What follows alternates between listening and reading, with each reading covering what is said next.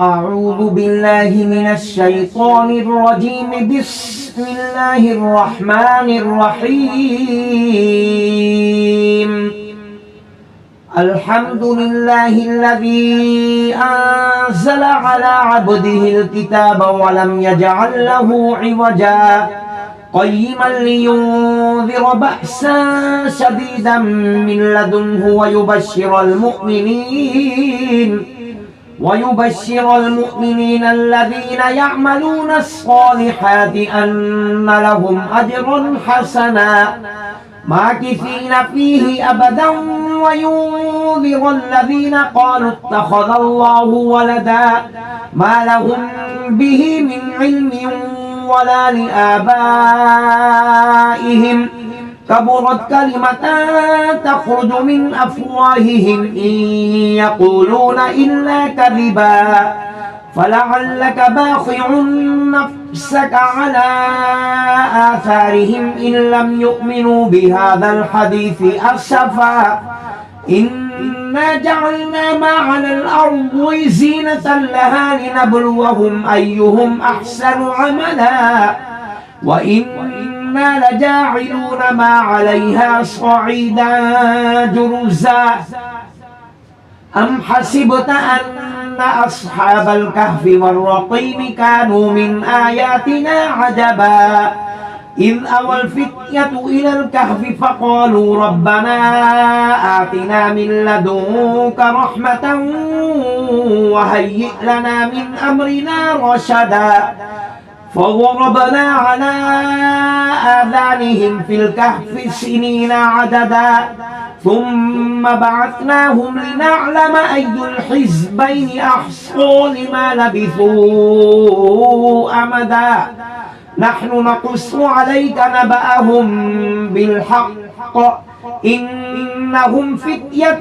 آمنوا بربهم وزدناهم هدى وربطنا على قلوبهم إذ قاموا فقالوا ربنا رب السماوات والأرض لن ندعو من دونه إلها لقد قلنا إذا شططا هؤلاء قومنا اتخذوا من دونه آلهة لولا يأتون عليهم بسلطان بين فمن أظلم ممن افترى على الله كذبا وإذ اعتزلتموهم وما يعبدون إلا الله فأووا إلى الكهف ينشر لكم ربكم من رحمته ويهيئ لكم من أمركم مرفقا وترى الشمس إذا طلعت تزاور عن كهفهم ذات اليمين وإذا غربت تقرضهم ذات الشمال وهم في فجوة منه ذلك من آيات الله من يهد الله فهو المهتد ومن يضلل فلن تجد له وليا مرشدا وتحسبهم أيقاظا وهم رقود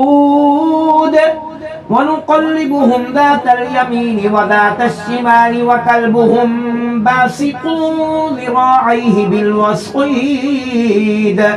لو اطلعت عليهم لوليت منهم فرارا ولملئت منهم رعبا وكذلك بعثناهم ليتساءلوا بينهم قال قائل منهم كم لبثتم قالوا لبثنا يوما أو بعض يوم قالوا ربكم أعلم بما لبثتم فبعثوا أحدكم بورقكم هذه إلى المدينة فلينظر أيها أزكى طعاما فليأتكم برزق منه وليتلطف ولا يشعرن بكم أحدا إن إنهم إن يظهروا عليكم يرجموكم أو يعيدوكم في ملتهم ولا تفلحوا إذا أبدا وكذلك أعثرنا عليهم ليعلموا أن وعد الله حق وأن الساعة لا ريب فيها إذ يتنازعون بينهم أمرهم فقالوا بنوا عليهم بنيانا ربهم أعلم بهم قال الذين غلبوا على أمرهم لنتخذن عليهم مسجدا سيقولون ثلاثة رابعهم كلبهم ويقولون خمسة سادسهم كلبهم رجما بالغيب ويقولون سبعة وثامنهم كلبهم قل ربي أعلم بعدتهم ما يعلمهم إلا قليل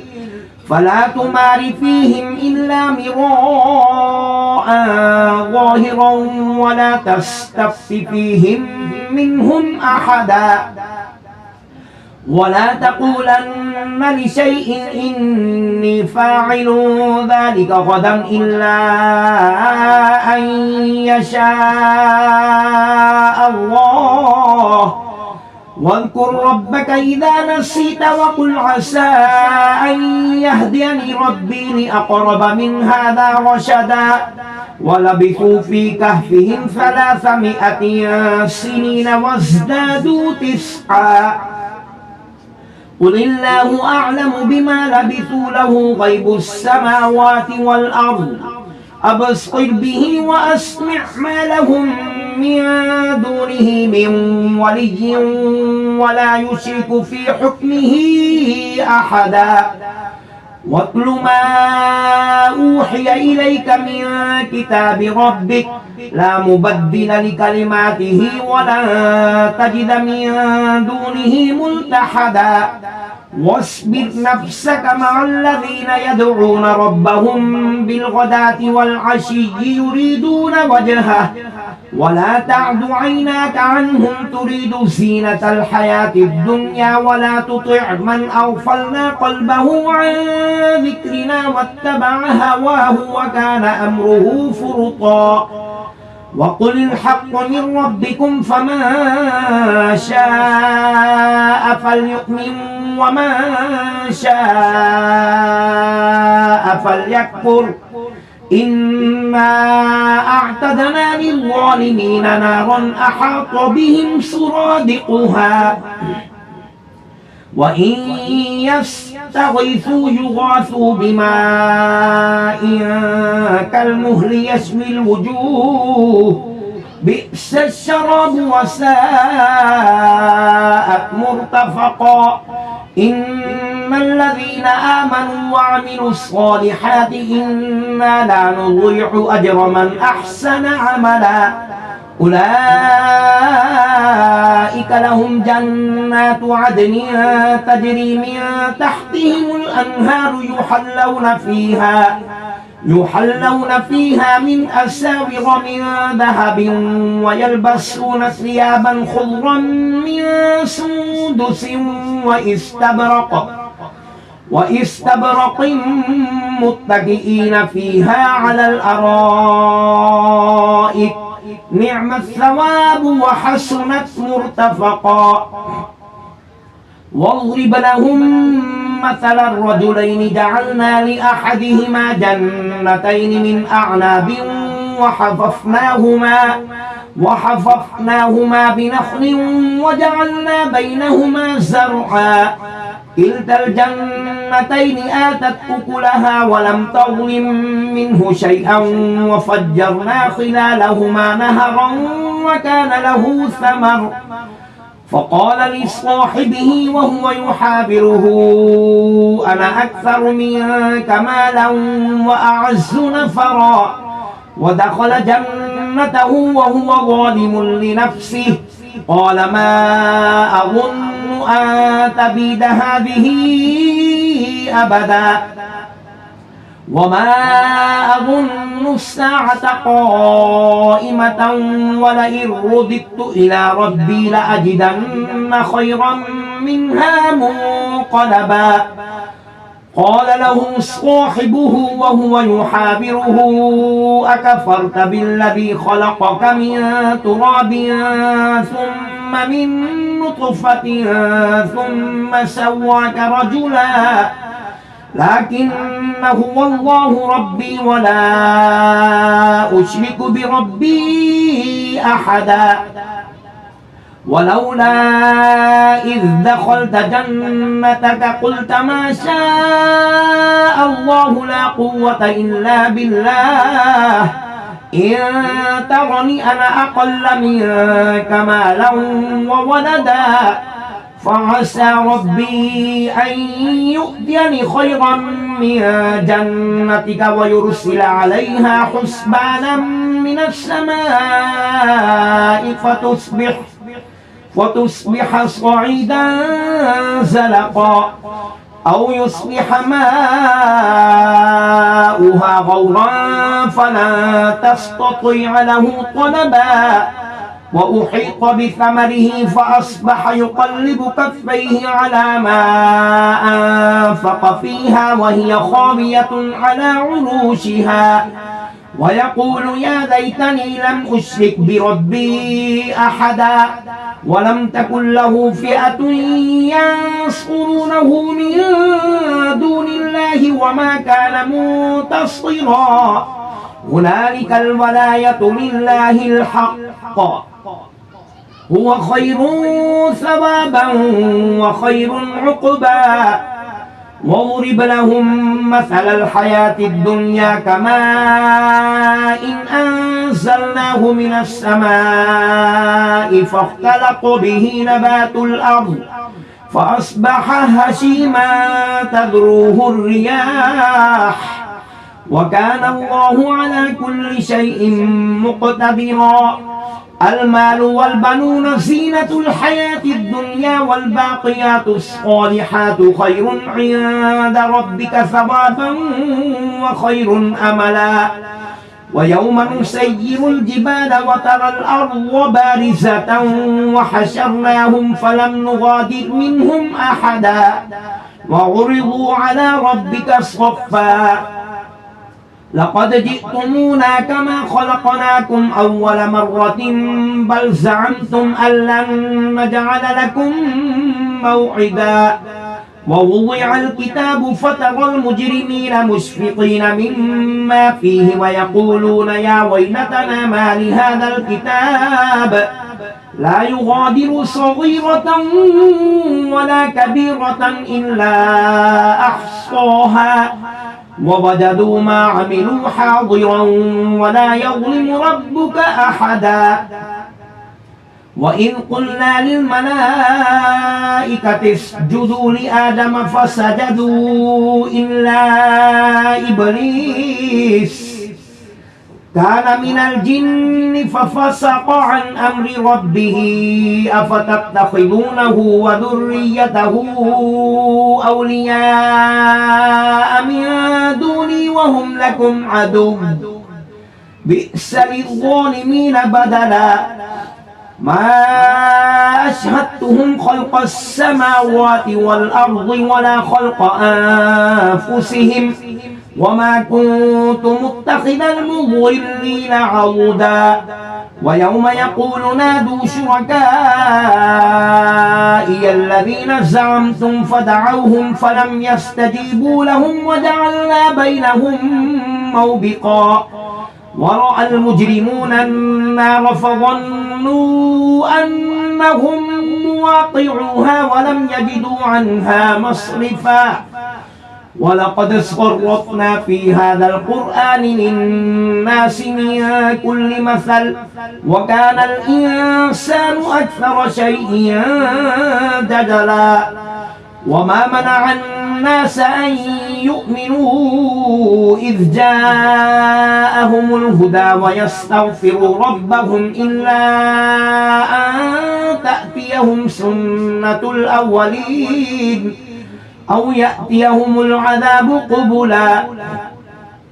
وما نرسل المرسلين إلا مبشرين ومنذرين ويجادل الذين كفروا بالباطل ليدحضوا به الحق واتخذوا آياتي وما أنذروا هزوا ومن أظلم ممن ذكر بآيات ربه فأعرض عنها ونسي ما قدمت يداه إنا جعلنا على قلوبهم أكنة أن يفقهوه وفي آذانهم وقرا وإن تدعهم إلى الهدى فلن يهتدوا إذا أبدا وربك الغفور ذو الرحمة لو يؤاخذهم بما كسبوا لعجل لهم العذاب بل لهم موعد لن يجدوا من دونه موئلا وتلك القرى أهلكناهم لما ظلموا وجعلنا لمهلكهم موعدا وإذ قال موسى لفتاه لا أبرح حتى أبلغ مجمع البحرين أو أمضي حقبا فلما بلغا مجمع بينهما نسيا حوتهما فاتخذ سبيله في البحر سربا فلما جاوزا قال لفتاه آتنا غداءنا لقد لقينا من سفرنا هذا نصبا قال أرأيت إذ أوينا إلى الصخرة فإني نسيت الحوت وما أنسانيه إلا الشيطان أن أذكره واتخذ سبيله في البحر عجبا قال ذلك ما كنا نبغي فارتدا على آثارهما قصصا فوجدا عبدا من عبادنا آتيناه رحمة من عندنا وعلمناه من لدنا علما قال له موسى هل أتبعك على أن تعلمني مما علمت رشدا قال إنك لن تستطيع معي صبرا وكيف تصبر على ما لم تحط به خبرا قال ستجدني إن شاء الله صابرا ولا أعصي لك أمرا قال فإن اتبعتني فلا تسألني عن شيء حتى أحدث لك منه ذكرا فانطلقا حتى إذا ركبا في السفينة خرقها قال أخرقتها لتغرق أهلها لقد جئت شيئا إمرا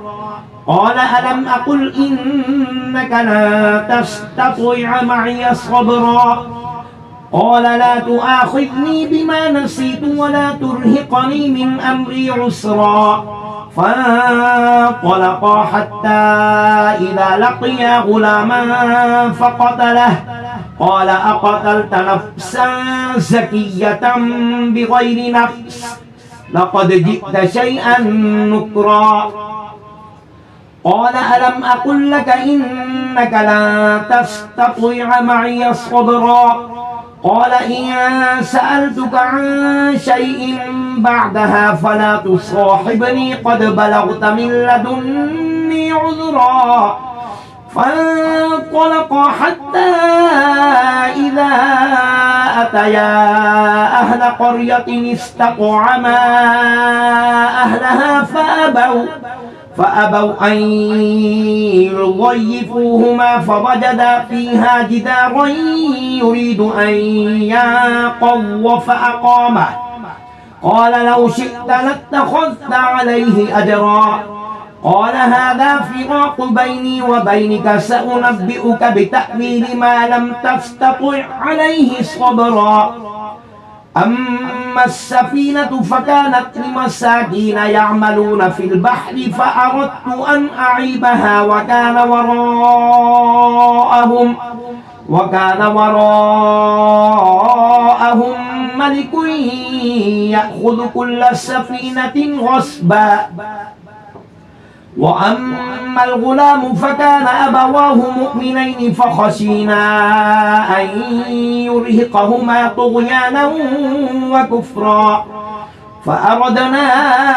أن يبدلهما ربهما خيرا منه زكاة وأقرب رحما وأما الجدار فكان لغلامين يتيمين في المدينة وكان تحته كنز لهما وكان أبوهما صالحا فأراد ربك أن يبلغا أشدهما ويستخرجا كنزهما رحمة من ربك وما فعلته عن أمري ذلك تأويل ما لم تستطع عليه صبرا ويسألونك عن ذي القرنين قل سأتلو عليكم منه ذكرا إنا مكنا له في الأرض وآتيناه من كل شيء سببا فأتبع سببا حتى إذا بلغ مغرب الشمس وجدها تغرب في عين حمئة ووجد عندها قوما قلنا يا ذا القرنين إما أن تعذب وإما أن تتخذ فيهم حسنا قال أما من ظلم فسوف نعذبه ثم يرد إلى ربه فيعذبه عذابا نكرا وأما من آمن وعمل صالحا فله جزاء الحسنى وسنقول له من أمرنا يسرا ثم أتبع سببا حتى إذا بلغ مطلع الشمس وجدها تطلع على قوم لم نجعل لهم من دونها سترا كذلك وقد أحطنا بما لديه خبرا ثم أتبع سببا حتى إذا بلغ بين السدين وجد من دونهما قوما لا يكادون يفقهون قولا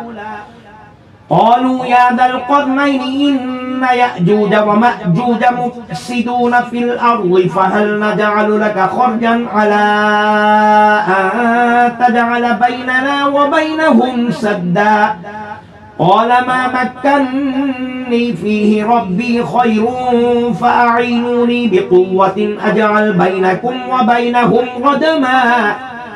آتوني زبر الحديد حتى إذا ساوى بين الصدفين قال انفخوا حتى إذا جعله نارا قال آتوني أفرغ عليه قطرا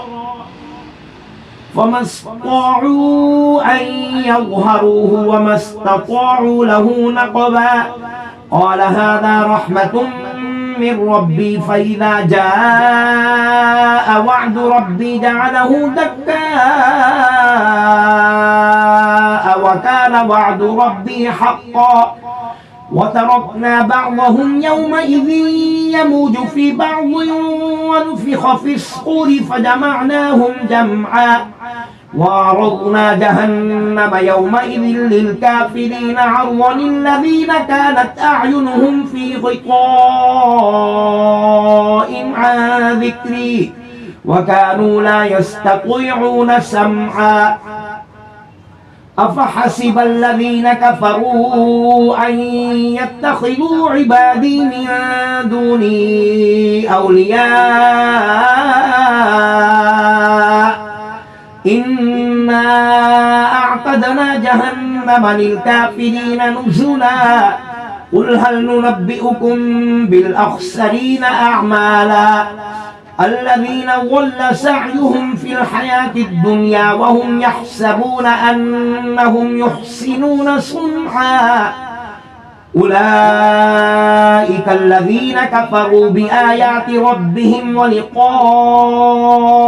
فحبطت أعمالهم فلا نقيم لهم يوم القيامة وزنا ذلك جزاؤهم جهنم بما كفروا واتخذوا آياتي ورسلي هزوا إن الذين آمنوا وعملوا الصالحات كانت لهم جنات الفردوس نزلا خالدين فيها لا يبغون عنها حولا قل لو كان البحر مدادا لكلمات ربي لنفد البحر قبل أن تنفد كلمات ربي ولو جئنا بمثله مددا قل إنما أنا بشر مثلكم يوحى إلي أنما إلهكم إله واحد فمن كان يرجو لقاء ربه فليعمل عملا صالحا ولا يشرك بعبادة ربه أحدا صدق الله العظيم.